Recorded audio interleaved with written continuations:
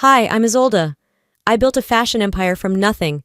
Every design, every client, every sleepless night was mine. But my own sister, she tried to erase me from it all. She took my name off the paperwork, stole my collection, even told people I'd lost my mind. And the worst part? My mother helped her do it. You think betrayal hurts? Try being replaced in your own story, while they smile on national TV.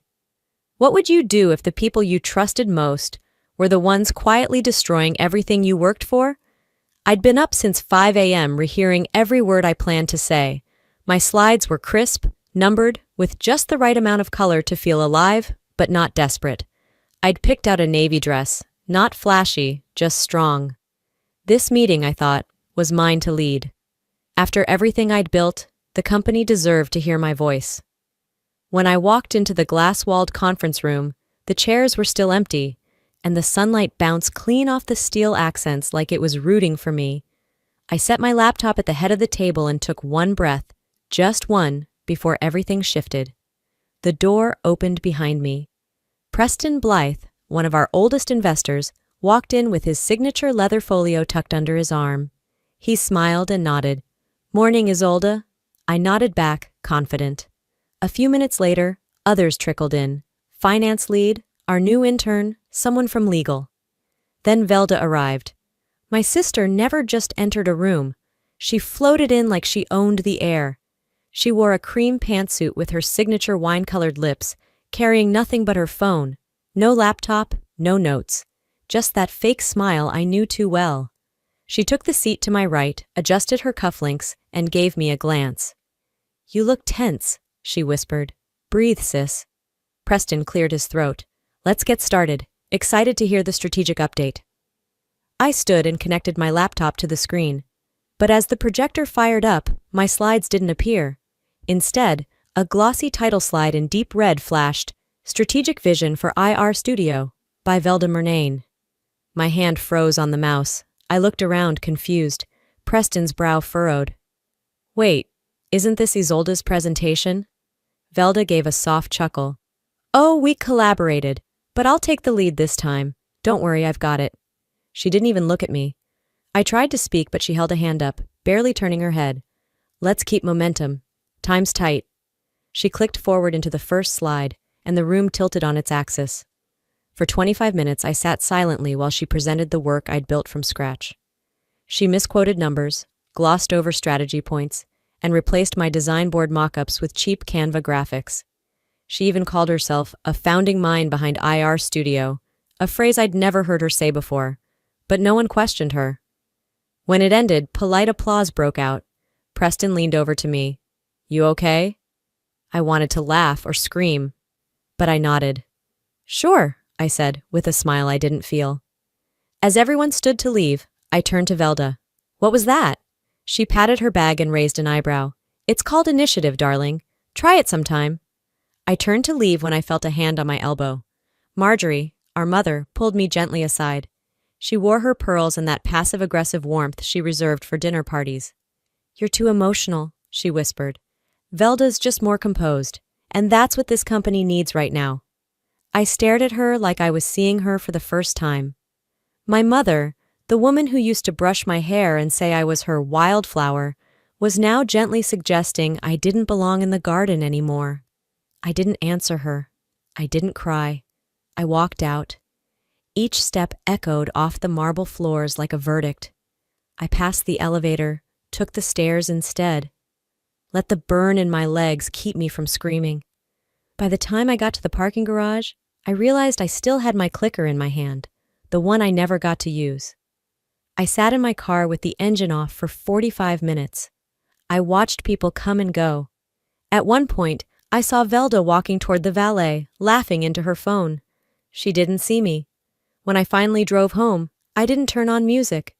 I needed the silence to stretch out over the whole car.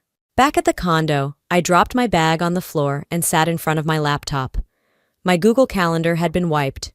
No investor follow-ups, no marketing calls, nothing. Even the lunch with the photographer I'd booked weeks ago. Gone. I didn't flinch. I just closed the laptop. Then I sat there for a while, long enough for the sun to shift across the windowsill, And when I finally stood up, I wasn't the same woman who'd walked into that meeting. She thought she'd silenced me. What she didn't know was, I never left the room. The next morning came without meaning. I moved through it on muscle memory, brushed my teeth, tied my hair back, slipped on a blazer I didn't bother to steam. I drove straight to the office, not because I had a meeting, but because I needed something to make sense again. The streets of Santa Monica looked the same, but I didn't. The receptionist looked up the moment I walked in, and her expression froze mid-smile. "Oh, hi, Miss Murnane." I nodded. "Can you buzz me through?" Her fingers hovered over the keyboard. "Actually, Velda said to let you know you've been placed on extended leave. Your keycard's been suspended." I blinked. Extended leave? I hadn't requested a thing. I didn't even take a sick day when I had shingles 3 years ago. She gave a helpless half shrug. "I just do what I'm told. HR's supposed to follow up with you. Maybe check your inbox." I didn't yell. I didn't even flinch. I smiled. "Thanks. No worries." I turned slowly, aware of the 2 interns by the elevator watching. I recognized the look in their eyes. Confusion, pity, and something worse. Acceptance. Like they'd already been coached on what version of the story to believe. Back in my car, I sat without starting the engine. I stared at the building for a few seconds, then opened my phone, pulled up my backup login to our project platform. It blinked twice before showing a red banner across the screen. Access revoked. Every folder I'd ever built, gone. The pitch decks, the design archives, the raw campaign videos, all inaccessible. I tried the internal contact directory. Nothing.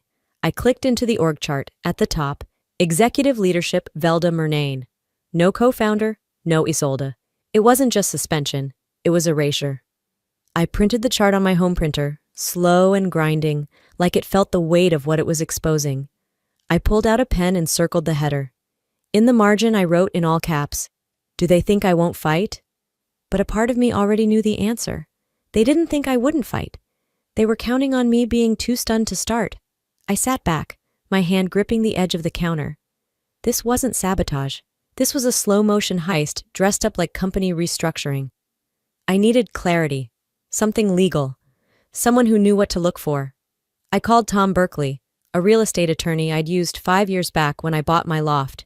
We weren't close, but he was clean and discreet. "Tom, it's Isolde. I need a favor, quiet and fast." "Of course. What kind of favor?" "Company ownership records, IR studio. Can you get them?" "Give me 20 minutes.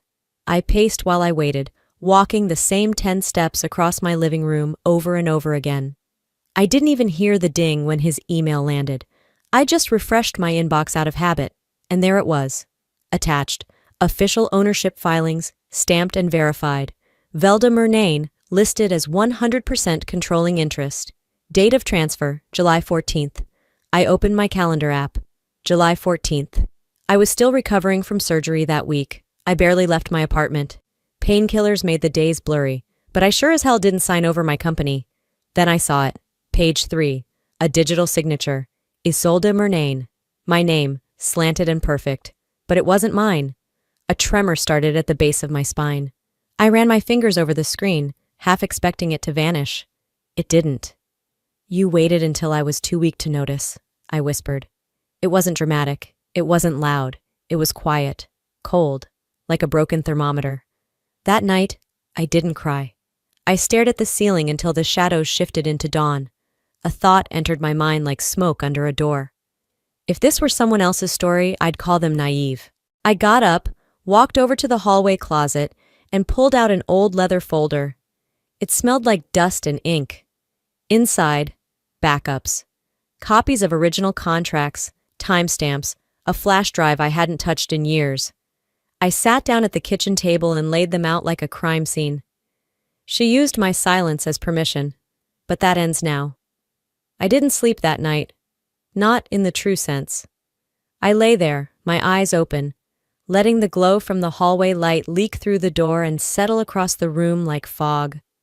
At some point past midnight, I pulled the backups from the table, slid them into my tote bag, and drove down to Harlan Vick's office. He owed me a favor from years back, and I didn't want another restless night wondering what else I'd missed. Harlan was already in by the time I arrived, sipping his terrible drip coffee and skimming a real estate brief.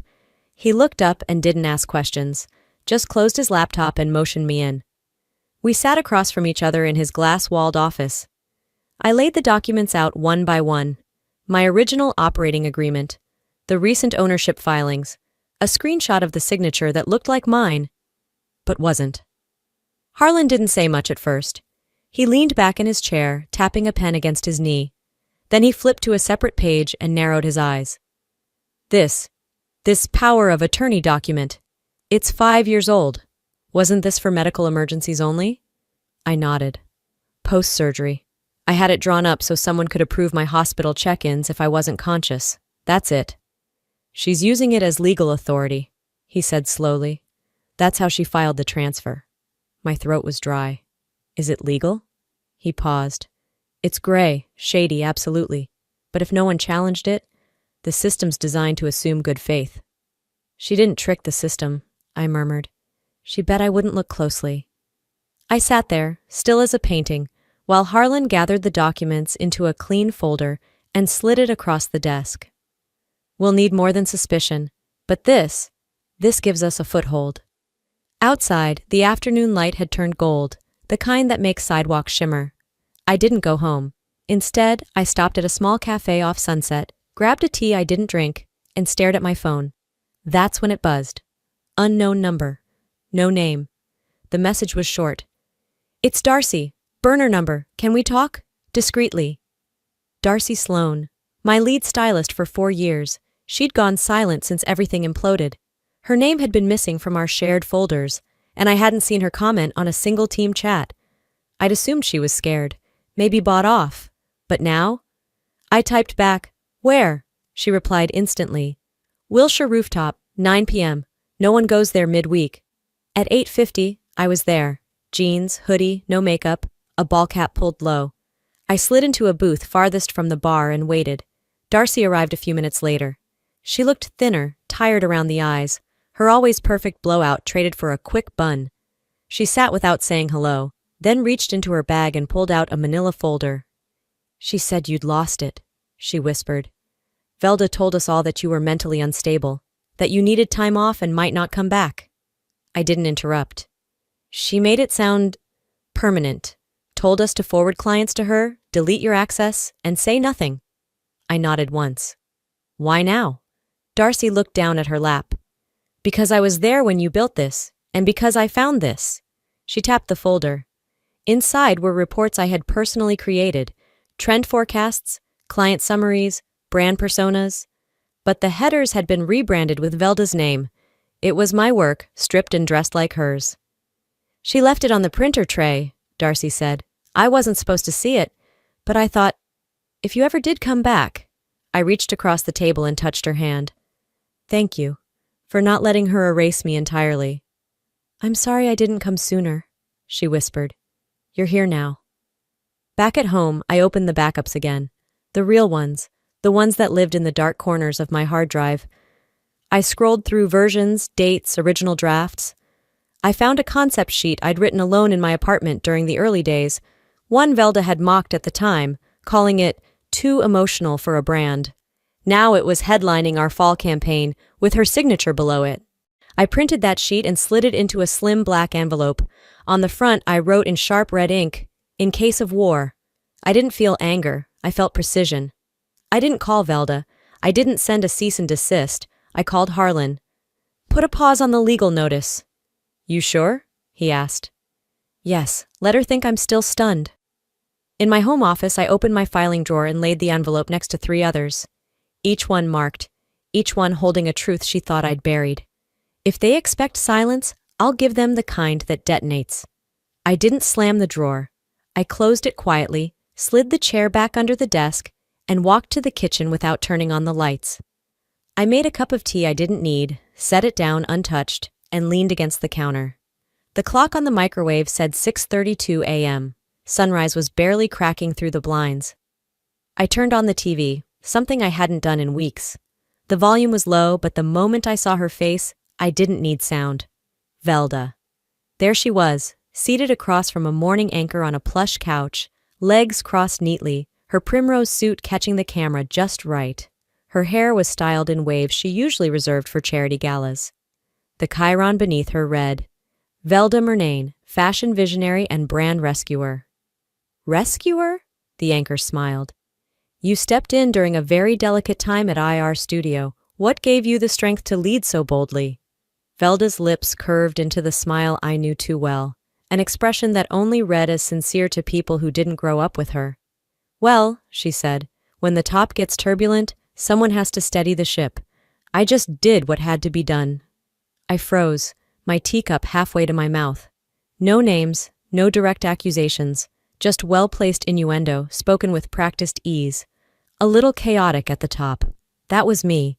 I didn't move for the rest of the segment, just stood there, letting her words drip from the screen like poison through a slow IV.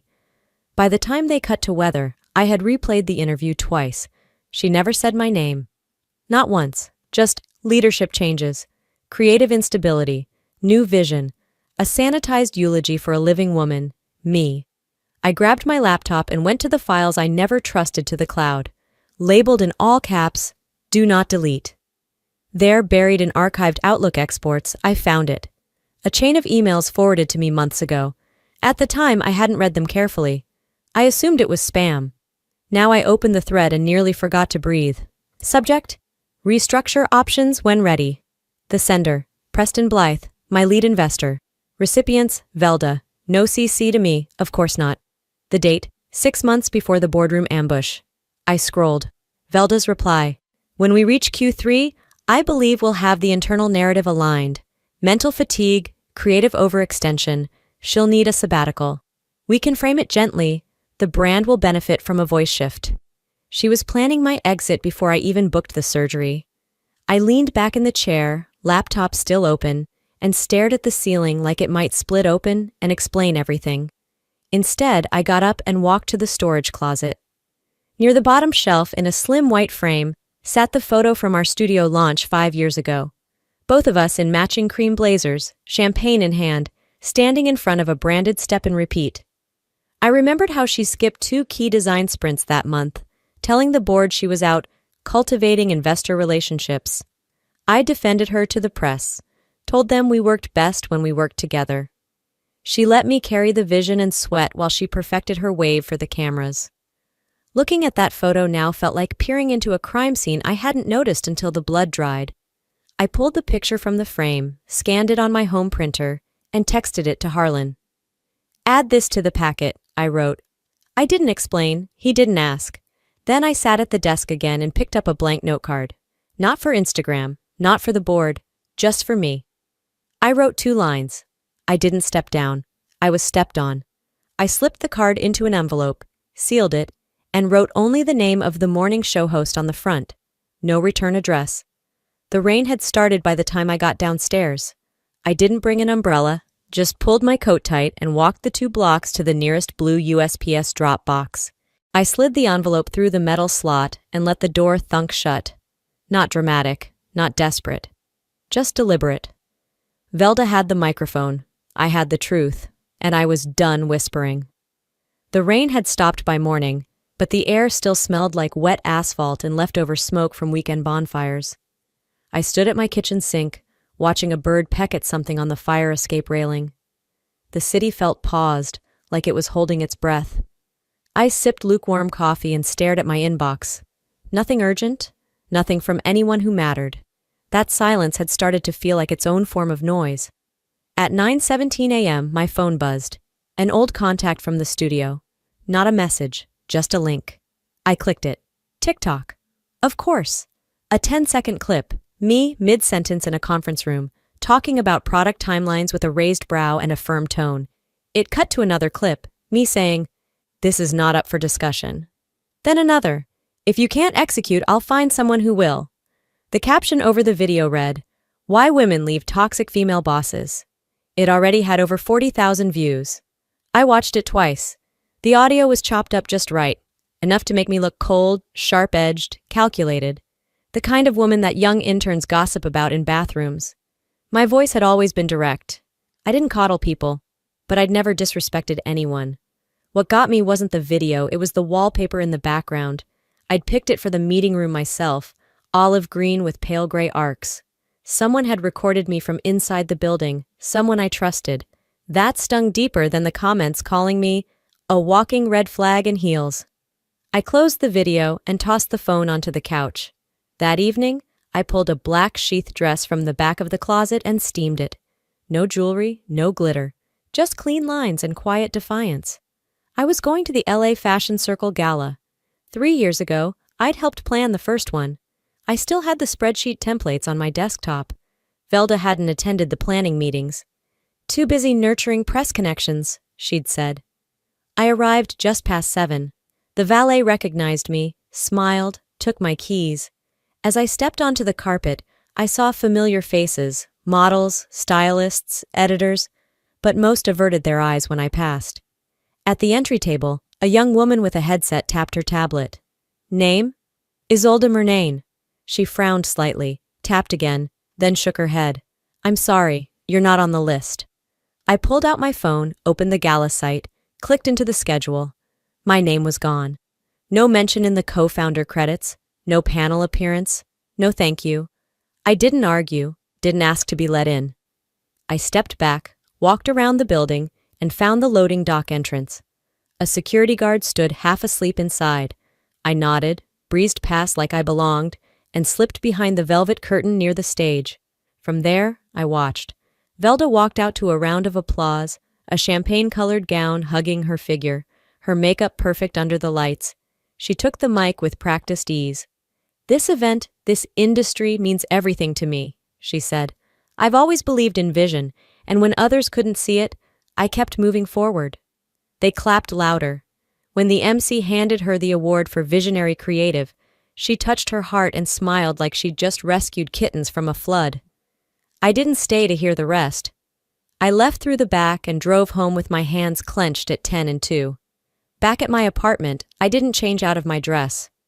I poured water into a glass, sat at my desk, and opened a new email. Subject, regarding recent events to the IR Studio Board, primary investors, strategic sponsors. I outlined 3 things. A timeline of proprietary design files she'd rebranded as her own.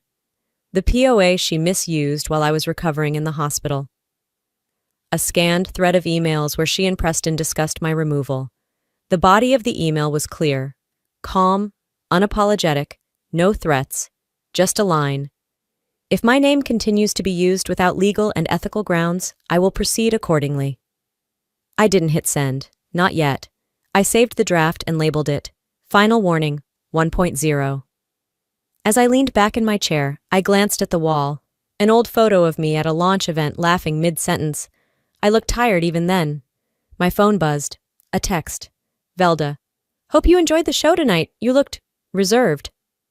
I stared at the message for a while, then typed, The next time you say my name, say it right, or don't say it at all. No reply. But the 3 little dots blinked for a moment, then disappeared. That was enough. Because when silence follows a threat, it's never peace. It's preparation. I woke to a calendar alert that shouldn't have existed.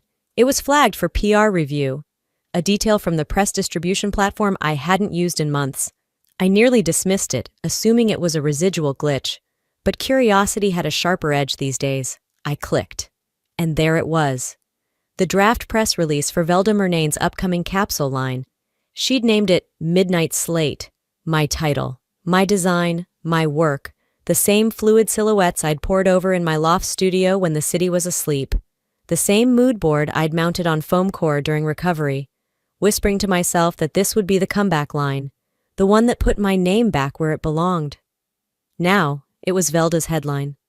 I reread the summary twice, my hand hovering over the trackpad. My first reaction wasn't disbelief. Not anymore. That was gone. It was cold, measured fury. I called Trevor, my old liaison in brand licensing. He sounded hesitant even before he spoke. I thought you signed off, Isolde. Someone said you'd stepped away from the brand, that Velda had full rights to move forward. I let a silence sit between us before saying, I stepped away to breathe, not to be buried. I'm sorry, he said quietly. I should have checked. No, she should have stopped. I hung up, not because I was done, but because anything more would have sounded like begging. By midday, it was no longer about press drafts. My assistant forwarded me an email chain. Mila Farran's team had officially pulled her from the spring campaign. The reason? Brand instability and narrative concerns. Translated, Velda was whispering stories again. I called Mila's agent myself, bypassing the layers. I'm not calling to ask for her back, I said before she could get polite. I just want the truth. She hesitated. There's been talk, something about internal conflict, and Mila can't afford that kind of heat right now. I understand, I replied. And I did. But understanding doesn't equal forgiveness. After the call ended, I opened my project archive, not to dwell but to reload. I pulled up the original Midnight Slate drafts. The color palette names were mine: Hushed Graphite, Blue Char.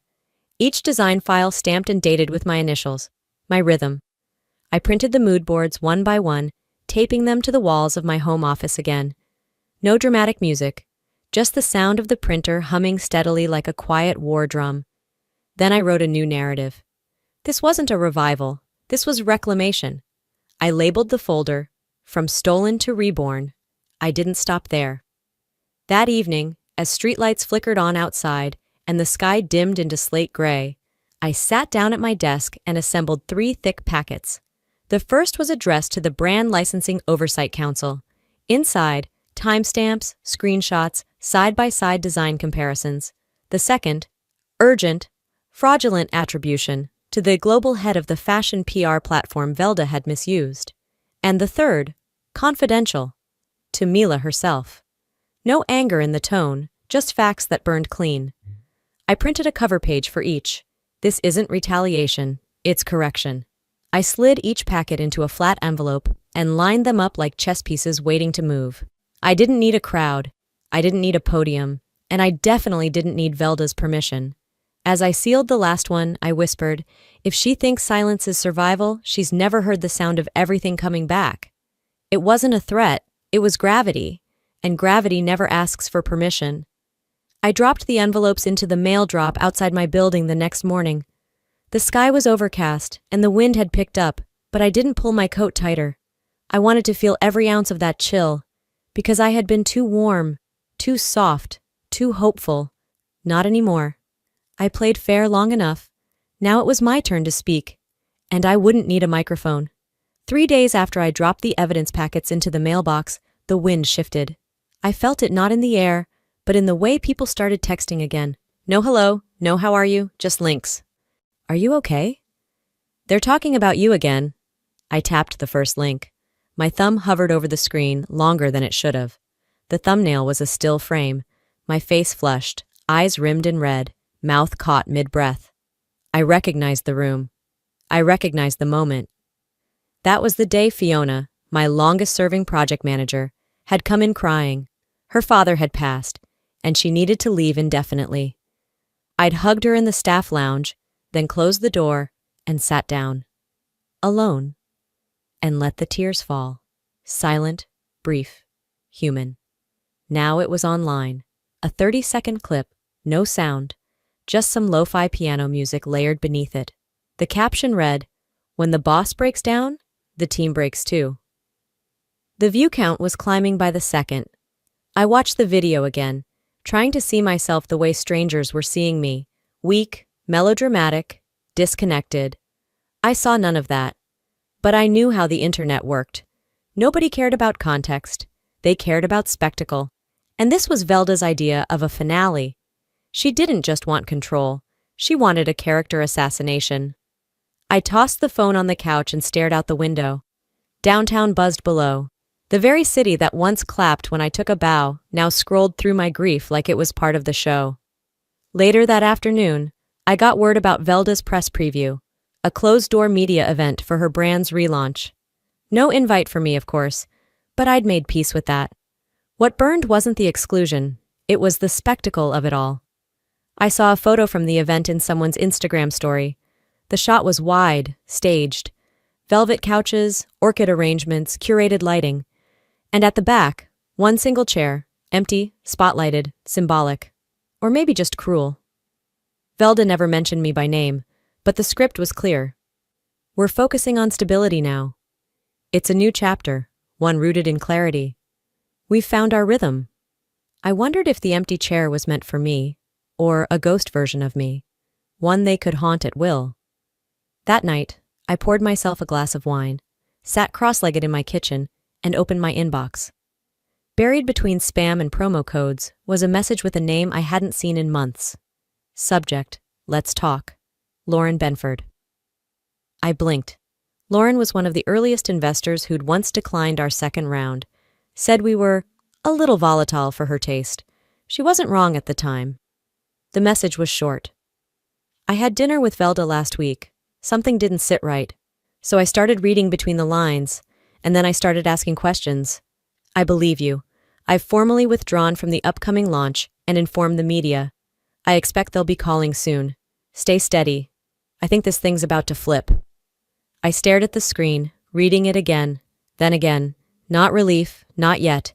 Just a sense of shift, a crack in the glass, a sign that Velda's fortress wasn't made of stone. It was made of mirrors. By midnight, Fashion Press had picked it up. Investor walks out on Murnane label.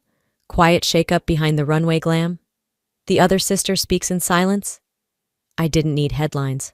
I didn't need vindication. But the silence that had been weaponized against me? It was starting to turn. The next morning, I set up a single soft light in my home office. No stylist, no filters, just me, a plain background, and a laptop camera. I looked into the lens and hit record. I didn't raise my voice. I didn't cry. I walked through the timeline. How the designs began. Who wrote what? The time-stamped files. The medical absence Velda used to file false paperwork. Then I paused, took a breath, and I ended with one sentence. Control isn't leadership. It's fear in disguise, and it looks a lot like a smile. I uploaded the video, unchecked the private box, and clicked publish. No flashy hashtags, no call to action, just the truth. And that has a way of echoing, long after the noise dies down. The morning after my video went public, I didn't check the comments. I didn't look at the view count either.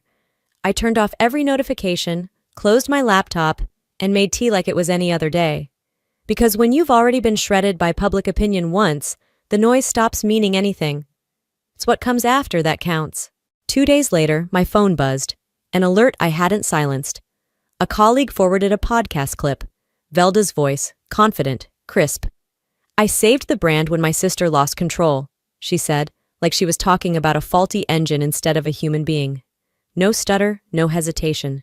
She believed every syllable. That clip was everywhere within an hour. She'd given me everything I needed, and she didn't even know it. By the time the arbitration hearing was scheduled, I had already reviewed every file with Harlan twice. I chose a beige pantsuit, no jewelry, my hair pinned back, no distractions. The hearing took place in a nondescript glass building downtown. Neutral walls, neutral air, but not a neutral purpose. Velda arrived first, heels clicking like punctuation marks. Her lips curled slightly when she saw me, then vanished as soon as she caught sight of my box of documents.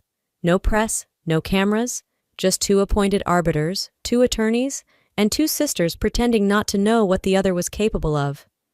Velda's lawyer opened first, launching into brand language, financial projections, and stability narratives.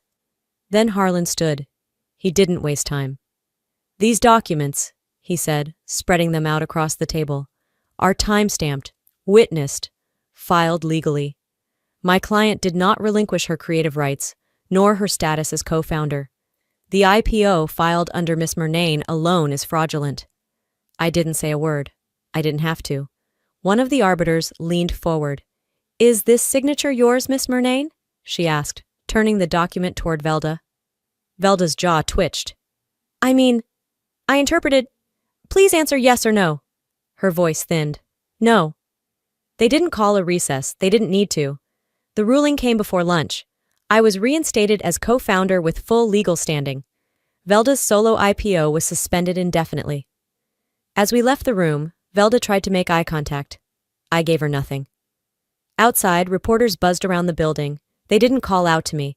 They called to Marjorie, who kept her head down and slipped into a waiting car like someone leaving a crime scene. That evening, I sat on the balcony, city lights flickering like tiny truths. I hadn't cried. I hadn't shouted. But something heavy had lifted. My inbox pinged with a new message. The National Women in Design Summit wanted me as their keynote speaker. I didn't even open the message. I just stared at the subject line for a while. I whispered to myself, I didn't win by screaming, I won by staying human. Sometimes the loudest thing you can do is not become the very thing that tried to erase you. The morning fog in Santa Monica hung low that day, curling around my windows like a reminder that nothing ever fully clears. I didn't mind.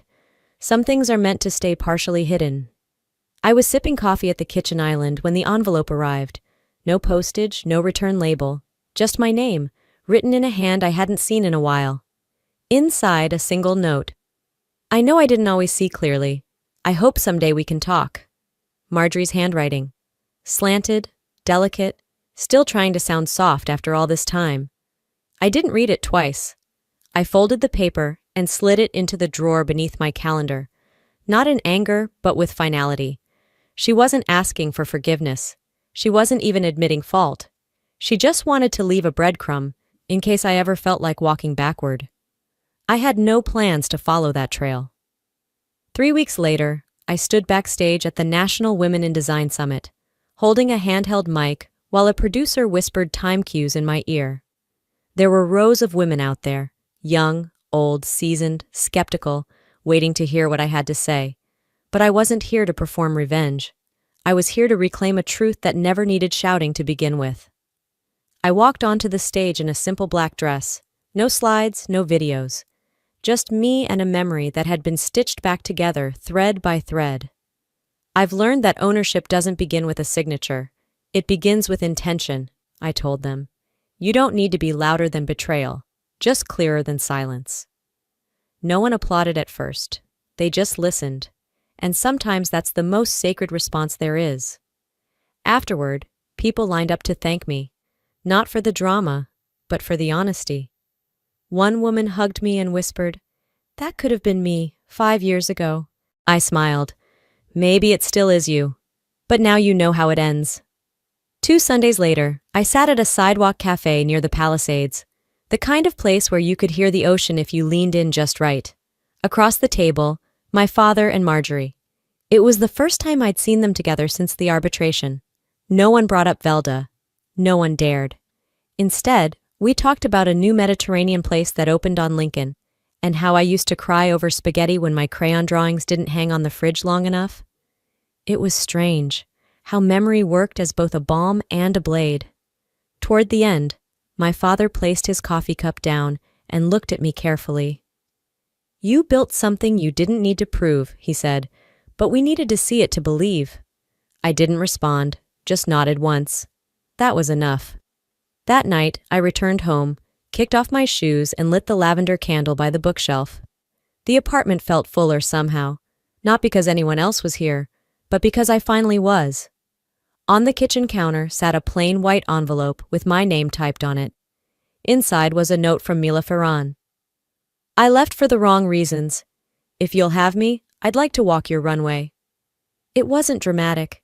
It wasn't groveling, just a simple request to start again, on the right terms this time. I exhaled, slow and full. Peace didn't mean forgetting. It didn't mean welcoming everyone back like nothing had happened. It just meant knowing the hurt had a place to rest now, instead of pacing my ribs every night. Forgiveness? Maybe, but only for myself, because you don't forgive to free them. You forgive to clear the space they no longer get to take up. Some stories don't end with justice. They end with peace, and that's enough. And if I could leave you with just one truth, it's this. Strength doesn't always look loud. Sometimes it looks like standing still when the world tries to move you. Sometimes it's choosing not to become what hurt you. I used to think justice had to be loud, dramatic, with people clapping and villains falling apart. But real justice? Real peace? It's quieter than that. It's knowing who you are when everything tries to tell you otherwise, and choosing to stay.